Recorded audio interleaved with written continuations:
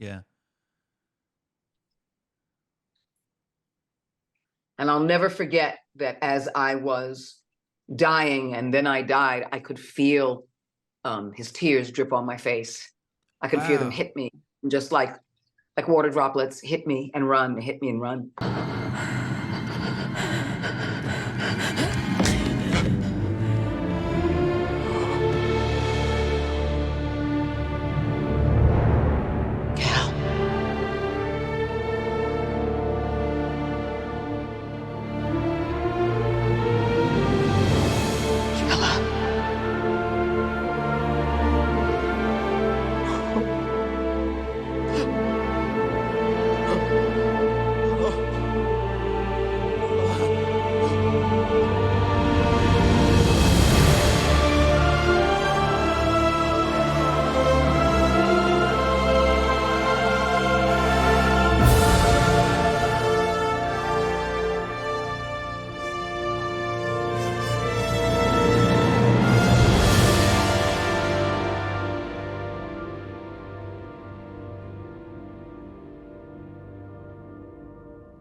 And what was it like on the set doing the performance capture for that scene and for some of the other scenes? How did you find that experience? I don't know how much I know you've, Emotional. yeah. Emotional because for the fight sequence, we didn't need Cameron Monaghan. It was just the team that does all the coordination for that and the choreography for that. The stunt And that guys, was, yeah. yeah.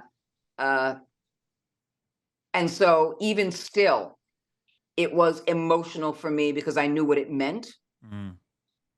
And it was still equally as powerful for me because I knew what it meant.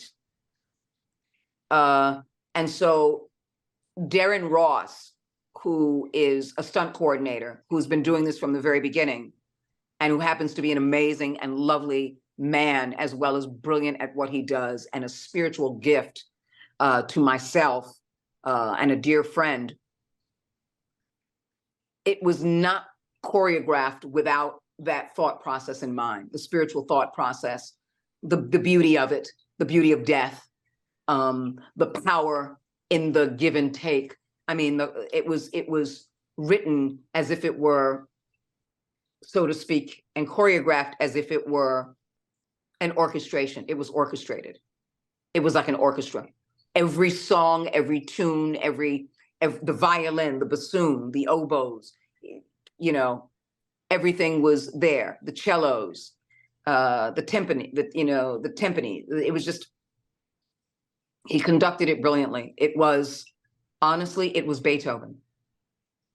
And so I think that helped even more with the emotional space that I had to hold for it, as opposed to let me pay attention to the choreography and let me get in it. So it wasn't a shoot day in terms of Tom Keegan, who directs all of the cinematics.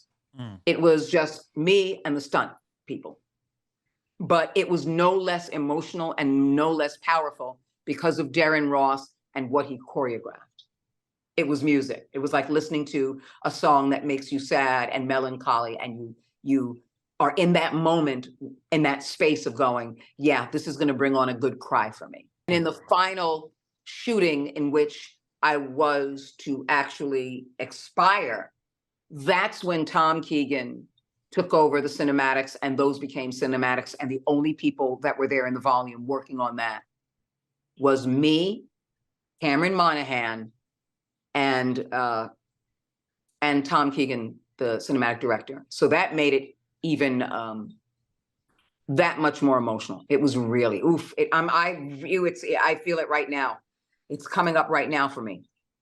Wow, that's very special. And It was the special emotional is part, was exactly that what when it he's was. holding Cal's holding Cere? Is that where the tears came? Yeah. And I'll never forget that as I was dying and then I died, I could feel his tears drip on my face. I could feel them Wow. hit me, just like water droplets hit me and run, hit me and run. Damn. Yeah, it was really powerful. And we did it. I guess there were 2 or 3 of those takes. And every time it was a new emotional space, as if the first one before that didn't exist. It was powerful. And then when we were done, that was my final scenes with him. And so when it was a cut and it's like, okay, that's it.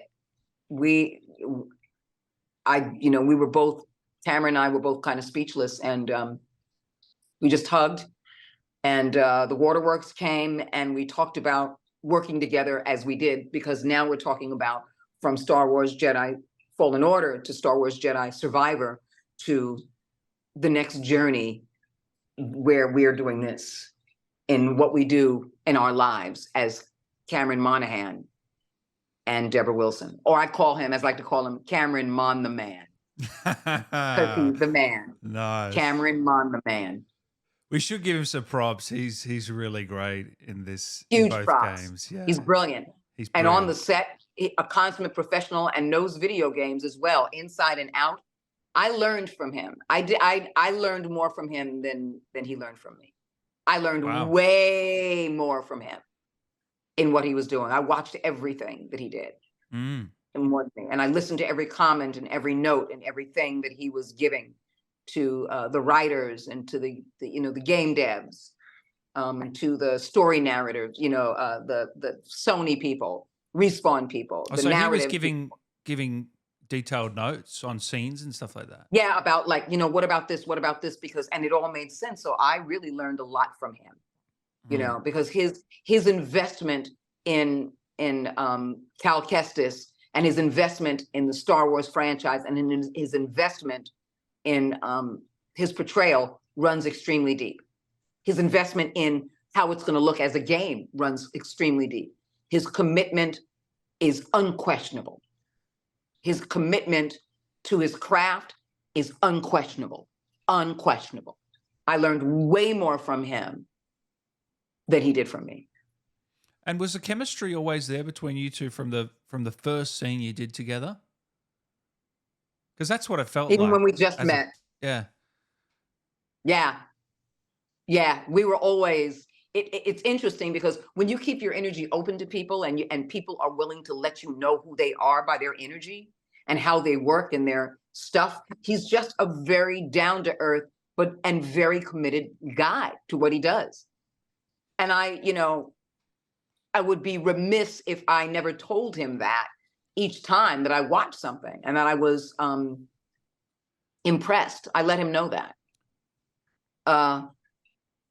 Yeah, it was a very personal journey for the both of us. We were close whenever we saw each other, whenever we weren't working together. And then I would be there for, coming back. It was always a smile and a hug. It was always a hug. It was always a hold. It was always that. A deep affection. A deep affection. I have a deep affection.